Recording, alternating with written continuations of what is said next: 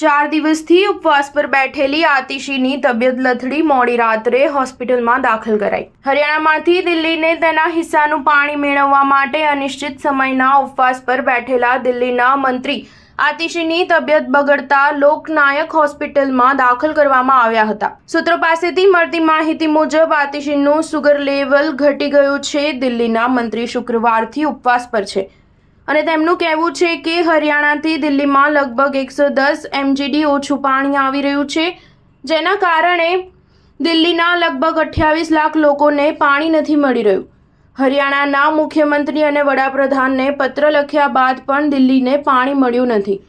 ઉલ્લેખનીય છે કે 4 દિવસથી ઉપવાસ પર બેઠેલી આતિશીની તબિયત લથડતા મોડી રાત્રે લોકનાયક જયપ્રકાશ નારાયણ હોસ્પિટલમાં દાખલ કરવામાં આવ્યા હતા। દિલ્હી સરકારના મંત્રી સૌરભ ભારદ્વાજે કહ્યું કે આતિશીનું બ્લડ સુગર લેવલ રાતથી ઘટી રહ્યું હતું। જ્યારે અમે તેમના બ્લડ સેમ્પલ આપ્યા ત્યારે સુગર લેવલ 46 હતું। જ્યારે અમે પોર્ટેબલ મશીન વડે તેનું સુગર લેવલ ચેક કર્યું તો લેવલ 36 હોવાનું બહાર આવ્યું હતું।